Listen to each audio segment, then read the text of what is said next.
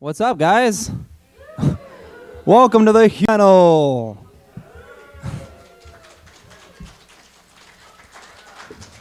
Thank you. As you can see, the reviews are already in. The Washington Post says it's a blast. There was actually a bit of a snag when we were making the description for the panel because it was supposed to say at the end a pretty important disclaimer. This ain't no game. It's a live-action thrill ride. I don't want people to see humor of games and think this was a game called, like, the humor of games. No, not by any means. Like, Mario Brothers movie references for anyone who doesn't get that. For that wonderful niche audience. It's an important niche. So we're just going to start off just by introducing ourselves. I'm Sebastian Snowberger, better known in these circles as Darbo Prower or Cthulhu Luigi. I make a lot of media about games on the internet, or at least have in the past. I'm on pretty much all social media as Cthulhu Luigi, so you can find me that way. I'm K.E. Keith. I'm a baby internet man. I do music, game design, art, all that kind of stuff. Let's play. I'm Audie, and I'm 12 years old. Just Josh, and I'm currently a BFA at the NYU Game Center and also a member of the arts collective Baby Castles, if anybody's from New York.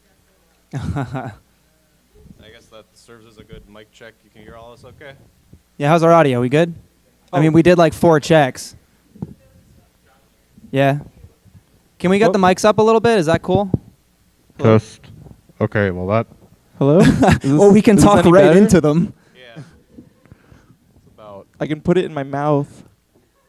I can handle this. All right, whatever. Is this audible? All right. That's Is this better? good? All right, cool. All right. All right, so just a brief overview of what we're going to do today. This is like a half academic panel, but it's mostly just an excuse for us to show you some funny game jokes. So we're going to take a look at what we think makes humor in games unique, what we think the sort of specific elements are that are afforded by games that allow for sort of unique infusions of humor. We've got a couple of categories. They're really loose. They're really just there to provide us a heuristic through which we can show you some stupid jokes. And then, at the end, we're going to do some honorable mentions, some stuff that didn't really fit in the presentation. We're going to throw in some stuff that you should check out. And then at the end, we'll do QA discussion type stuff, and we're going to have a game to give away some sweet, slick prizes. So even if this panel sucks, stick around, because we got some good-ass goofs for you. I like freaked out when I saw what all was brought. They're good goofs. So for the interest of academic purity, we do have a thesis slide. This is it. Thesis is basically the interactive nature of games makes them a unique medium for engaging with the viewer with all sorts of emotion, and humor definitely falls under that category. Right. When you're really immersed in a setting and you're like sort of physically reinforced to follow its rules, that unexpected jolt that results in a humorous environment is intensified. Mm-hmm. And to better explain that, we really need to define jokes. Mm-hmm. So jokes are the earliest form of human communication. Basically, how we're defining jokes, and more loosely, comedy is you have some sort of setup and expectation, and then some absurd element is added, and it's in a way that's non-threatening to the audience, and the audience and joke teller can enjoy positive emotion from this like rush of knowing hidden information between the two of them. Right. I think that's I'm not too good on the philosophy/psychology, but This is a comedy adjacent to panel. that. We don't got to get into the deep stuff. So the big thing that we think sets games apart is honestly the interactive element. With traditional media, humor is often passive. You're normally just a member of the audience, and jokes are sort of being thrown at you by a third party, be it in theater, be it in television, and literature. You're intaking comedy, but you're not having a direct interactive or like any sort of haptic impact on the joke itself. Whereas in games, the interactive element is pretty much key. You as the player are interacting with the environment, and without you turning on the game and actually sitting down and playing it and progressing through it, any of the jokes the developers put in, any of the jokes that you yourself can just bring out of the mechanics, or any unintentional jokes like glitches or anything like that can't happen. The player is an integral part of the comedic process of a game unfolding. So you not only witness humor like you do in other forms of media, you're not only a passive observer like you are with Choaniki, where everything is just kind of being thrown at you, but you also directly engage with mechanics to result in humorous scenarios. And the most interesting thing that I find is that the games also interact with you, the mechanics interact with you to sort of screw you over and make comedy themselves. So the 4 broad categories that we're going to be covering today are passive humor, which is just humor that's plainly delivered that could be facilitated and exist in traditional media. Active humor, which requires the player to be included in on the joke, and then emergent humor that emerges through the community in conjunction with the game. And then lastly, we'll have humor that is unintendedly emerging from the system itself. Right. All right, so to start off with the jokes for the audience category, these are goofs that we think would work in other forms of media but have a certain element that's enhanced by being in interactive media. And so the rough categories for that are going to be physical gags, situational absurdity, and dramatic irony. If you want to try to very loosely describe them, there's a lot of overlap. Right. They're really just here to serve some kind of a basic, categorical heuristic for us. So this type of humor is most similar to that in the rich artistic tradition in other forms of media, where in essence the absurdity of a situation or behavior, completely curated by the writers or designers, joketicians, is largely passive audiovisuals that all audience members participate in equally. Whenever anyone watches Friends, everyone hears the upbeat theme song and sees these otherwise upstanding young adults callously gallivanting around in a fountain. Nearly all people watching the show will be familiar with the social contract preventing civilians from entering public waterworks and the visceral horror of getting drenched in clothes. The cast's unfaltering, pleasant, and handsome demeanor delivers delicious contrast to this mind-rending criminal behavior, and everyone who's watching Friends is equally engaged in a joke they had no part in and are forced to laugh. And that's sort of how these jokes are like, too. Right. So we're going to start off with slapstick, cell damage, classic game of my childhood. So pretty clearly this is Looney Tunesian trying to evoke that kind of just nonsensical, violent sort of cartoon humor. But similar to Choaniki, there's no inherent, no mechanical tie to that. There's nothing funnier about what you're doing to like swing the giant mallet or buzzsaw someone in half than there Right. is from shooting a shell in Mario Kart. It's not the feedback that's so important. It's more or less just the visuals. And similarly passive, pretty well-known example of the companion cube from Portal. For those of you somehow not familiar with this, up to this point in the game, you've solved plenty of puzzles with these weighted cubes, put them on buttons, carry them around with you, and all of a sudden, like well over halfway into the game, there's all this to do about one random cube that is constantly being talked up by the narrator GLaDOS, and apparently only differs from a regular cube in that it has this little heart on it, and unlike the other cubes which are left in the solved puzzle state, you have to incinerate it at the end. So in a way, this is sort of like tragedy in games, but It's like if you had to kill your date after a really good first date. yeah. So do you want to bring up the? Yeah, I mean, and it's comparable in this sense to elements of traditional media, because this is really just it's like Wilson in Castaway. It's just sort of an embodied physical object that's anthropomorphized and given some kind of a semblance of a personality. So it's a joke that works and is used in other forms of media, and it's also it's also feasible in games. This sort of humor. Right, and I would assert that by being in a game, it's slightly more effective in that not only do you get to see that this is an ordinary cube, you can like test it, you could hack it and put it in other places. There's no dialogue that comes from the cube unless I missed some part of the Right. logic. You're not only witnessing Tom Hanks losing Wilson, you are directly losing Wilson. Mm-hmm. And it is played in less depressing examples in traditional media, like Plank from Ed and Eddie's. Right. And now, sort of the hardest to exactly define is the meta humor. This is a joke from Undertale that's sort of unique among jokes in that game. So at this point in the game, if you haven't played it before, the game has established that it has a lot of weird monster designs all depicted in battle with these black and white simplified sprites. This one's called Shiren, so it's a siren, mermaid-looking thing looking Buff over its guy. shoulder at you, with a buff arm being the Undertale twist. But if you happen to be playing a run where you were fighting this character, which I assume most players wouldn't be doing, doesn't need to be. So if you win the fight here, which is not what the game encourages, you actually get to see this finished sprite of what is a weird sea slug with big lips. That was actually what she was floating above in her original form.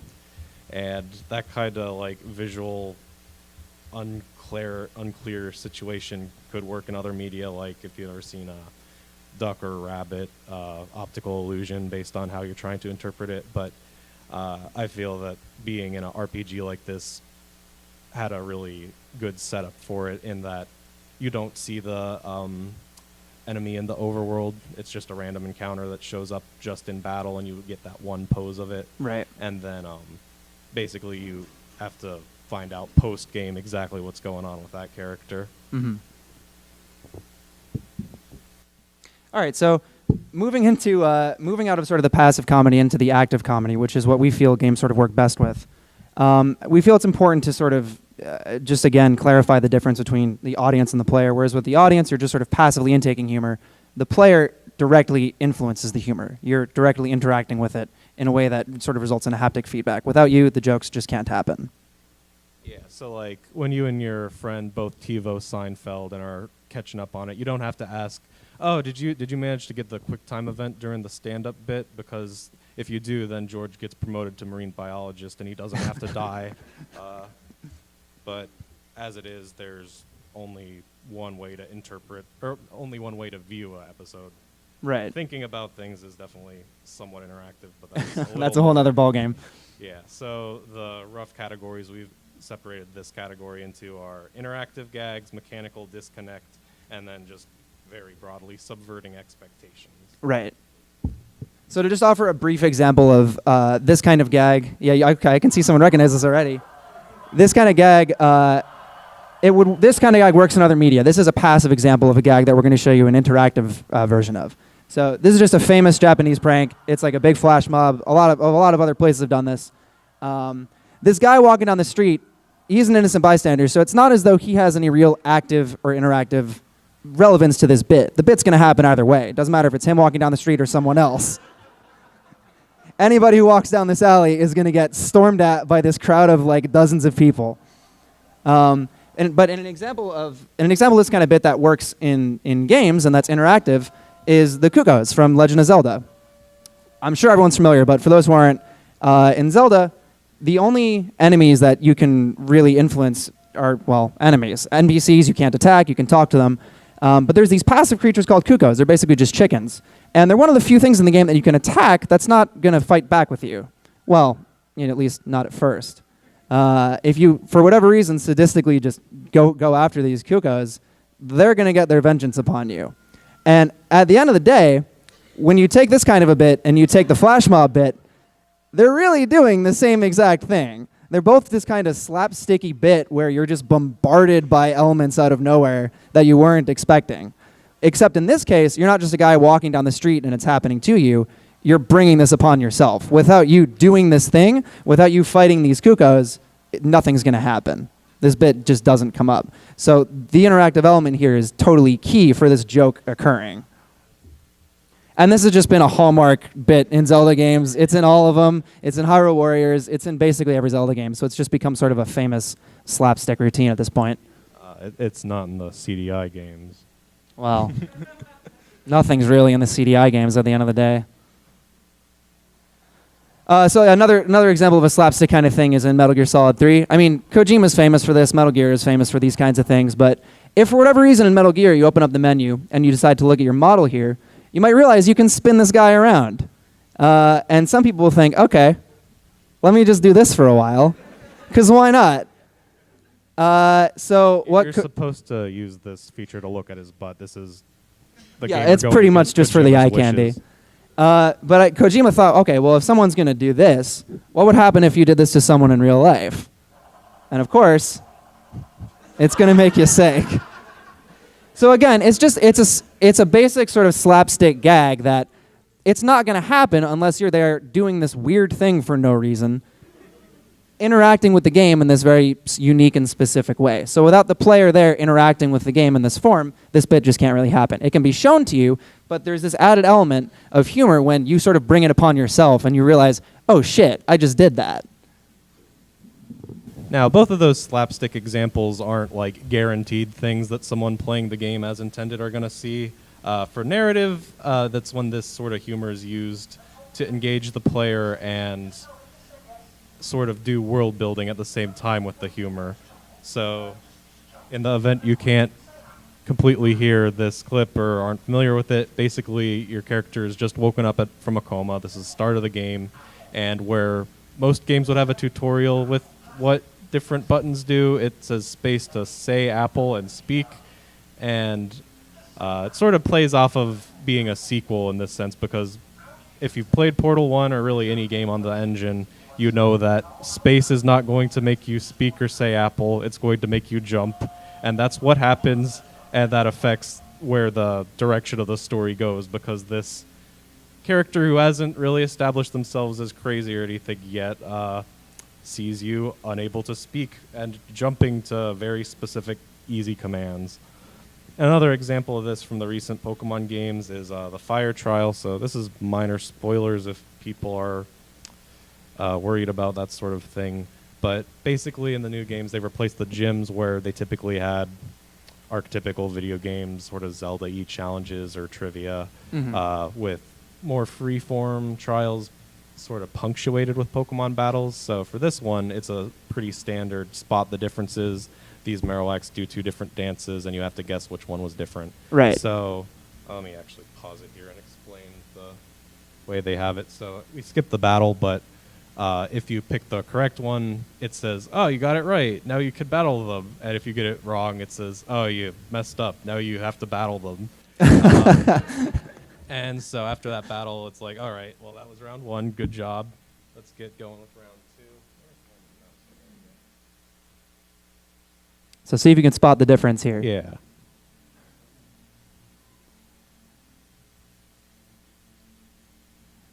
All right, you guys ready? It's a little shorter, but the difference in the dance is a lot more subtle.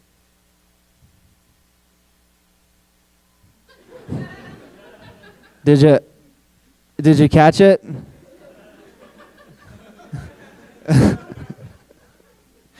So How? So now nobody really knows exactly what to expect. So keep in mind this is the before. So All right, so here's the before. good game design. Introduce your elements, process them one at a time. Now test them on both of them at the same time. No, The best part about this here is that all of these answers are yes. You can't actually answer this question wrong. You can see it again as many times as you want, but it's just all yes. So they're basically just start off with a challenge and then just kind of go, never mind. and this not only provides a funny scene out of context, but provides a bit of characterization for the character who set this up, which is a theme with a few of them in the game. Right. And then finally, in terms of more objectively meta humor, we have an example from an indie adventure game, Ben There, Dan That. So this game is sort of a satirical, self-referential celebration of classic adventure games. It's sort of the epitome of meta. Yeah, so the situation here is that you need the cross just to use as an arbitrary key to get to the next part of the game, and the priest doesn't want to give up the cross because it's his last symbol of Christianity. So you move your characters upstairs in the church, and you find the Bible, and using adventure game logic, your cursor is the Bible. You can use it on things, so you give it to the priest. And instead of handing him the Bible, like you think you're going to, boop. So yeah, that joke really requires advanced knowledge of adventure game tropes to make sense, but it keeps you fooled right up to the end. There's a really good video I'm going to plug at the end that analyzes this really effectively. This is a much deeper bit than it actually seems. So And then our final category is emergent humor, or jokes that sort of aren't necessarily made for the community or by the community, but are very dependent on them. So the main difference between this and the active category, because both require audience participation, is that it assumes not just an engaged viewer, but multiple viewers and the developers aware of the other parties and interested in active collaboration. Right. So although I wasn't able to actually think of any great examples of that in humor context in traditional media, community-driven media is still present in traditional media. So like Survivor at the time was pretty novel for having the characters, I don't know, maybe a better reality TV buff knows if there's a More patient suitable example. zero, but basically not scripting the episodes I think was novel at the time. And in a more analogous to like a large fandom example, American Idol has the entire audience vote on their favorite songs. So to continue this sort of sitcom analogy we have going, it would be like if whenever you watch The Big Bang Theory, NBC got your vitals and was able to like measure your active engagement and then optimize the show to keep you laughing as much as possible. So that would of course result in a perfect Shellman-only challenge run. The categories here are absurd gamification, what we decided to keep as goofs framing, which is sort of just making an absurd alternate narrative or altering the existing narrative, and then what we have called conceptual subterfuge, and I'm not going to explain. So, remember when you were 12 years old and argued at the lunch table about whether Ronald McDonald could beat Akuma from Street Fighter in a fight? Well, that's basically what Mugen, a fighting game engine that lets players create their own characters, movesets, and assets. It allows everybody to finally see this dream come true. Right. SaltyBet is a site with an embedded 24-hour Twitch stream that pits different AI-controlled characters from the Mugen community database against each other, allowing us to bet using fake currency on the matches. The humor comes from the endless number of different wacky characters, as well as the often overpowered movesets that you'll see if you tune in. This kind of speaks for itself in a lot of ways. What you're seeing right now, it's a game engine that was created, but the characters you're seeing fight are only possible to exist on the screen here because of the community. These are community-made characters that are duking it out. I mean, you can tell that because they're so completely over the top. The whole deal with Mugen and with SaltyBet is that pretty much every character in this game can just be whatever you want. So nobody has any reason not to make 30 Gokus that can all kill you in a single punch. So it's a really interesting example of a game that, without a community there representing it and producing content as well as intaking content, none of the humor in it would be possible, and the game itself wouldn't really be possible.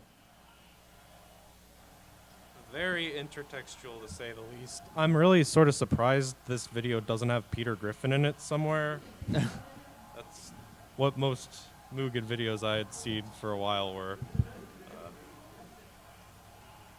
All right, so I think that. Yeah, that's enough of that.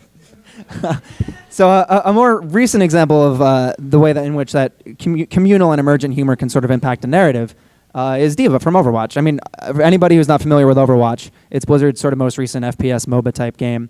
And this one character, D.Va, is a pro gamer from South Korea who, upon the game's release, the community kind of developed their own humorous narrative around her where everyone's familiar with the whole Doritos, Mountain Dew, quote-unquote gamer grub nonsense. People sort of started depicting her as this kind of like cutesy, spoiled type gamer person who scarfs down Doritos and chugs Mountain Dew, and it just sort of became like this jokey element surrounding her character. So it's just like a communal bit, you know. But eventually, Blizzard sort of embraced this and thought, what if we sort of write this into the game? So they started throwing in little Easter eggs like these Doritos in this one victory pose, and then they've embraced it further with this sort of idle animation for her, where if you can, get that going. She sort of crouches down and is playing this projected video game. And if you look on either side of her, on her left she's got a can of soda, and on her right she's got a bag of chips. So this is one really interesting thing that games can do that other forms of media can only really do in sequels, which is they can sort of iterate their own content. They can update and they can change. And this is a really cool example of this joke that just came about from the community actually being taken and embraced by the developers and being written into the sort of mythos of the game. So it just goes to show that this type of humor can really only come about from this communal backing. So Moonbase Alpha is a space simulator game funded and published by NASA, so you can already tell it's going to be a very, very serious game. Right. Its intent was to show off their lunar design as well as spark interest in STEM, which I guess you can argue it did anyway. While the actual gameplay is about astronauts on the moon repairing space stations, the community utilized a text-to-speech option in the menu that altered the way that you play the game. Right. So they kind of decided at the end of the day that this was the proper way to play this. And we'll just let this sort of speak for itself.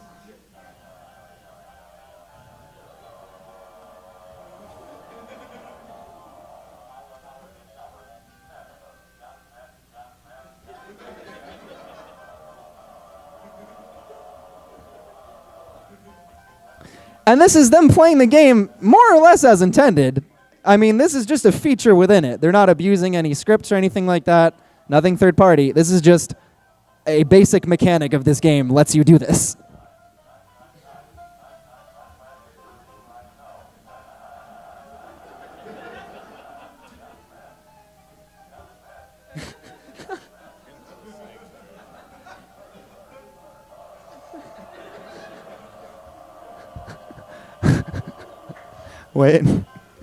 Wait for it.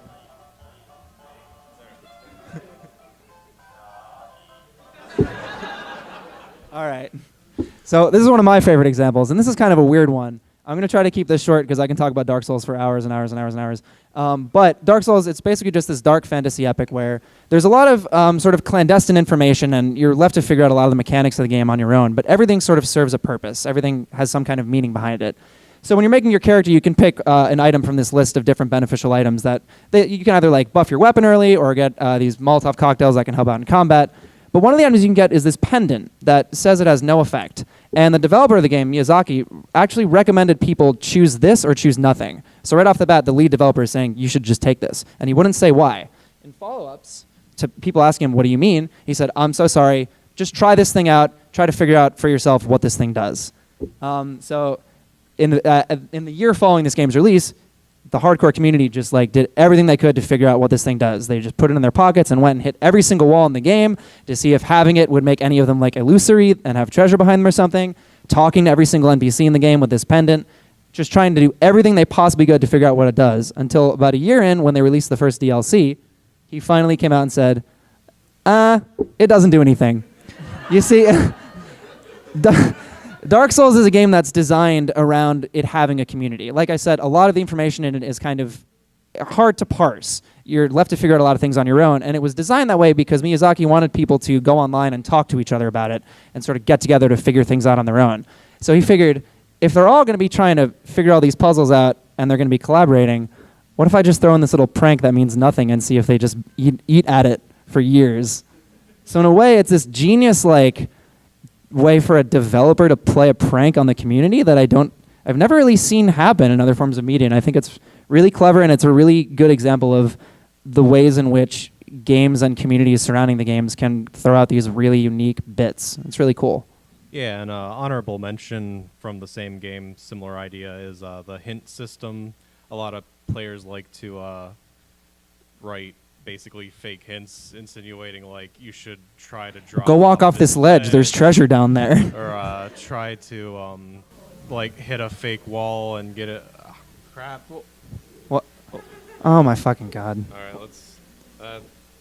Still synced. That's good.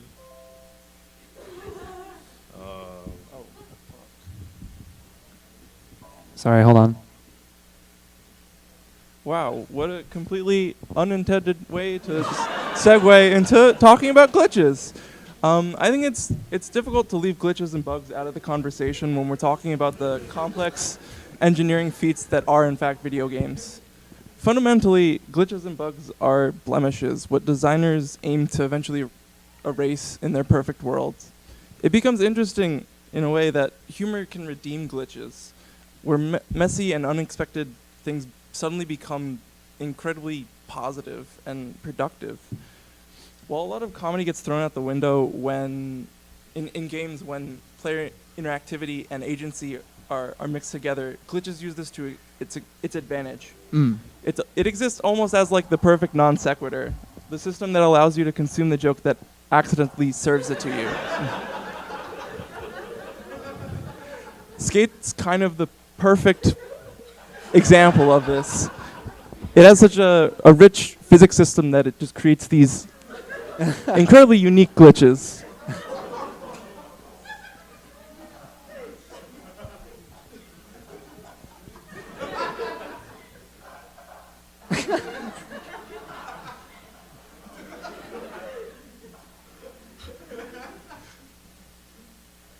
Sort of goes on like that for a while. It's a 7-minute video, so you can pull this up on your own, but...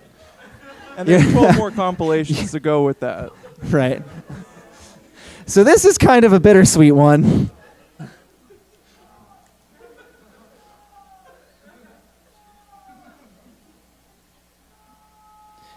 Did you want to cover this? You want me to grab it? It kind of speaks for itself in a way. I can only say Sean. Sean. There's sort of good contrast to the skate video because that was the like very convoluted physics systems sort of chaotically unfolding. This is just like a single missed flag to turn off that QuickTime event, and it pretty dramatically alters the way the scene unfolds. It's weird because it's traumatic, and in a way, it kind of makes sense for him to be screaming here. But it goes on. So we'll just let that kind of play out for a minute so you can see what we mean here.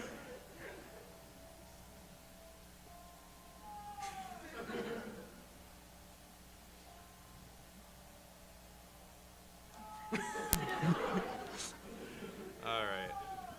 No, let it go. Let it keep going. We can't leave esports out of this. So what's really interesting about this glitch, or I guess bug, since Valve eventually patched this out, is that it's a completely legitimate tactic, but it also requires an extreme amount of skill. This is the International in 2013. For those of you who don't know, it's the highest level of play that you can get at Dota 2. And this was a legitimate strategy that allowed them to win the game. And it unfolded when the hero Chen, which has this ability that allows him to teleport another allied hero, in combination with Pudge, which has a hook. He's a little boy, and he hooks people in, and that kind of amalgamation of mechanics allows this really funny glitch to come into play. All it's doing is bringing that other hero back to Pudge's model, and it's just not where it was. So that's all the examples we're going to go into real juicy detail for right now. But like Some honorable mentions to cover anyway. Yep. So Default Dan, that's an indie title. I know it's been here the last few years. It's sort of like a reverse Mario sort of situation where everything that looks good is bad for you and vice versa. And that would be playing off a lot of slapstick and meta humor based on your expectations. If you're someone who boots up a platformer and goes to grab a coin, don't do that in Default Dan. It'll kill you. Sonic 2006 is just like terribly glitchy and has a lot of probably unintended narrative humor. Probably unintended? I want to assume most people are roughly familiar with that. Look it up if you haven't seen it. Twitch Plays Pokemon, the community event where they streamed Pokemon over the streaming service Twitch and then took the chat's inputs as what was fed into the emulator. Again, a lot of these are pretty well known, which is why they're honorable mentions. We wanted to not just tell you stuff you already knew about the entire time. Leroy Jenkins, turns out in MMOs, if you have mic, you can scream at other people and be weird. Pokemon Quartz and Marble are just these really strange Pokemon ROM hacks by, I think he's a Spanish guy who goes by Barrow. There's not much I can even say about them. Just check them out. They're really really weird. And then Rhythm Heaven and WarioWare are probably more the passive category where it's just amusing aesthetic and delivered really well. Right. I would also like to mention Deadly Premonition. Oh, yeah. Yeah, Sweary 65 and Deadly Premonition. I'll tell that at the end. That could be a discussion thing. Okay. If you want to hear a story about Sweary 65, someone ask me that at the end, so you have a reason to stick around for Q&A. Anyway, here's our credits. If you want to know a specific video, let us know after Q&A. We can get those for you. A few recommended, like fan works. We have our Monster Factory and Carboys, which are based around like glitches and unintended effects, character creators and soft body simulation games. Story Beats by Innuendo Studios was the thing I kind of ripped off of for the Been There, Dan That example, and was pretty influential to my rough attempts at like making academic framing for a panel that's just showing funny videos. Mm-hmm. And I did Tar, do you want to cover the Tar Heel thing? Tar Heel's just it's another reason to play Morrowind, which is already a good game, but it's a really funny joke that just comes in as soon as you like enter the game or you leave the starting town. Right. All right, so we're going to just jump into this game here if anybody wants to play along. So we tried to come up with some of the most overused, overquoted jokes or lines from games. So they're kind of hidden. We've given you the title that they appear in. Some of them should just scream out at you. Okay. So right off the bat, you want to come up and claim a prize, Hotshot? Oh, God. This is way more. We're going to have some kind of structure to this. Because there's prizes. So we got to be fair. You'll have to come up into a mic so that you can get a prize. Okay? We can have people screaming them out. But you did scream that out first, so you come up here. Phoenix Wright Man. Someone said something about a horrible night. Come up too. Yeah, you come up too. All right, but you want to get that mic ready just in case? This is the kind of thing, like, we're just going to do this freeform. If you have questions or if you want to just come up and talk about a funny joke that you think people should check out, that's totally cool. If you think you know one of these, come up. Test. We could have two separate lines. Like, Doesn't work? okay. Then just come up and talk. It doesn't even really matter. So you. Some of these gifts are great, and some of them are average, and some of them are bad. So here's Volume 2, the official casebook, Miles Edgeworth Files. No problem. And for you, since you're so eager about Castlevania, here's some fucking garlic. Have fun. You're welcome. Yeah. All right. We'll form a line over here if that's cool. All right, so you have Duke Nukem 3D up here, and I'm guessing you're going for I'm here to kick ass and chew bubble gum, and I'm all out of gum. Oh. Do you want me to tell you if you're right? I mean, wait, because my favorite is from that is I had breakfast with your mom this morning, or I had breakfast this morning. I had eggs. Your mom had sausage. That's my favorite of them. Classic Did Duke. you say you were out of gum? It's out of gum. Yeah, well, there's some gum for you, buddy. A nice refill for you. One more. Just in case. You want to click these off as we go? I did. Oh, okay, cool. The cake What you got? The cake is a lie. I'm sorry? The cake is a lie. Guess what? Guess what? Could you say that one more time for us? The cake is a lie. Hey, The come over here. Come over here. the cake is a lie. Guess what, motherfucker? Yes! Yes! Not anymore, it's not. We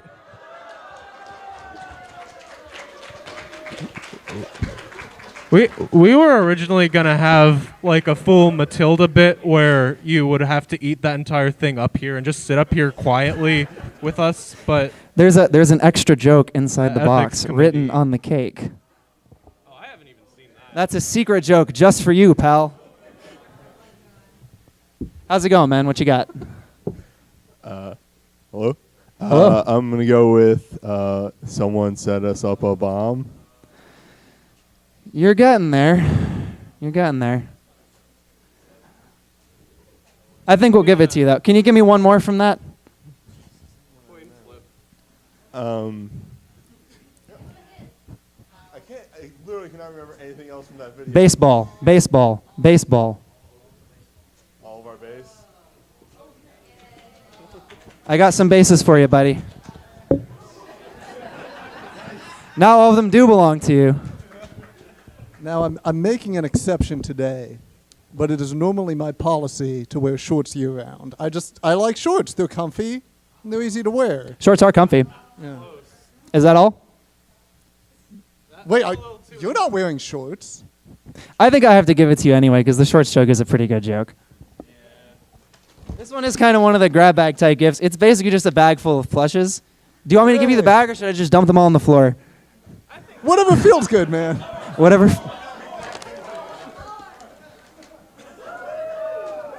Oh, it's that other Pokemon. Oh, that's one of the new ones. Oh, Yeah. none of them are wearing shorts either. I don't know. Thank you, my man. joke, you spoony bard. Oh, come over here. Come over here. You have a. This is a special one. You get a choice. Charles, by the way. You get a choice between two gifts. Okay. See, your choices matter. You can pick either. We've got two really nice gifts here. You can pick either a mint, complete in box of spoons, or a near mint. Well, it's actually kind of like good condition, I guess. But complete in box Final Fantasy Tactics Advance.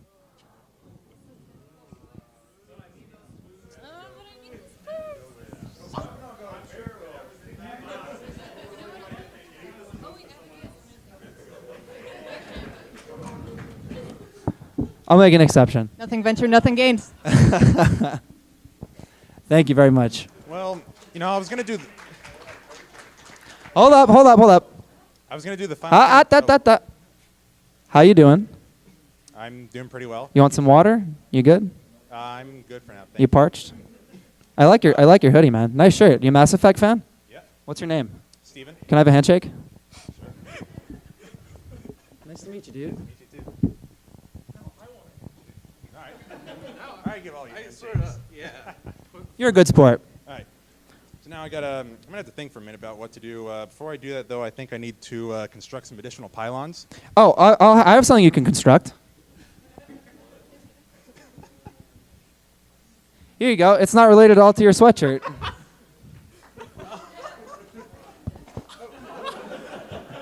Construct those Legos real nice, buddy. How's it going, man? How's it going? Pretty good. How about you? Doing all right. Actually, I did want to bring up another comedy scene that I really enjoyed. If you want to, Yeah, go ahead. Fill us in. Have you played Tales of the Borderlands at all, or Tales from the Telltale game? I've played the first two Borderlands. I haven't gotten to Tales yet. Okay. There's a joke in there. You know how you see in like a corporate environment, like people in a corporate environment would do this to you. Like, Yeah. bam, The bam. bing. Yeah, like that's a running thing in the game, and there's a scene where a bunch of the characters are trying to escape from there. Mhm. Not to get too much into spoilers, but there's an entire section, and the Telltale games are very quick time heavy, where it has an entire. There's a confrontation, and you think they're going to pull out guns and take them. Things are going to get serious. But then the entire scene is them doing a gunfight entirely with fingers. Oh, at each yeah, other. yeah. And everybody from this ship is like shooting at each other and getting bazookas. And it is like I just played that very recently. It was just one of the funniest scenes I can recall. That's a really good bit. There was I think it was a 360 commercial back when the 360 came out. I remember that. Of I know people in like a Port Authority or something, and they all start shooting each other with the finger guns. Yeah. It's a good bit. That's a nice Yeah. bit. I'd bring that up, but I took an arrow to the knee. You did take an arrow to the knee. Yeah. Let me help patch you up, pal. Here, you can get yourself nice and fixed up with this. Sweet. It should have everything. I mean, it's got Neosporin. It's got some Motrin. That should help with the pain. You might have to apply a few of those Band-Aids. They're kind of small, but that'll help you out. Of course. How's it going? Hey, good. I have to get a good voice for this. Uh-huh. Hey, listen! I'm listening. You have to go to Lake Hylia and say Princess Ruto or something. Do you want to warp there? I don't have the means yet. Oh, I'll help you out. Some fucking hero of time. You don't have the ocarina yet. Now you do. Congratulations, you won. How's it going, man? Going pretty good. Welcome to the front of the room. How you doing? Yeah, the mics are kind of messy. It's all okay. good. I wasn't sure about that. Well, I wanted to ask you guys if you guys can just like lay on the floor for a sec. Uh-huh. And then kind of just do a barrel roll. Sorry. We can. That'd be great. That'd be great. Can you do it first? I'll do it with you. Can we both do that right now? That sounds fair. That sounds fair.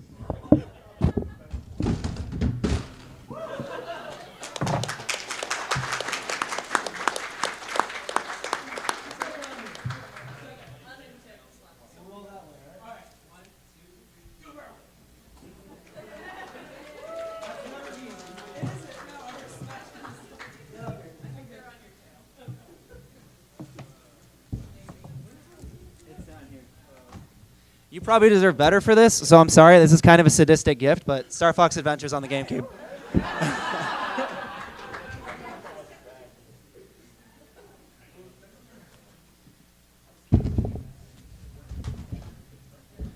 How's it going? Got your mic there. You all set? Nice shirt, man. I am. Thank you. Come at me, bro. Yeah. Flaunt it.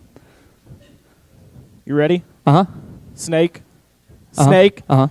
Snake. Snake. No, we hear you. You I mean, I know another one if you want another one instead. do you like snakes? I do. I like snakes. Here, let me help you out.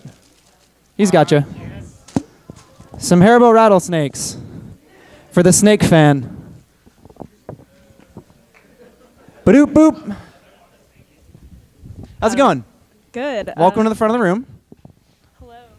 Hello. Hi. Hi. I don't really have a funny bit. That's fine. But your princess is in another castle. Which one? Another one. This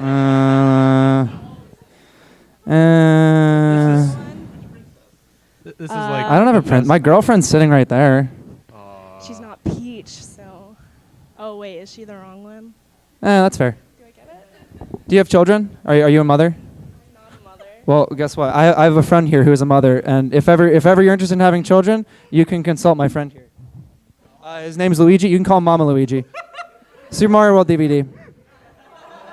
That's also a sadistic gift at the end of the day, so I'm sorry, but you're welcome. We only have one left? I think people know what the prize is. Yeah, this one's kind of obvious. I think they're just trying not to. No one wants to. Does anybody want to just freeform guess a Sonic the Hedgehog joke? Like,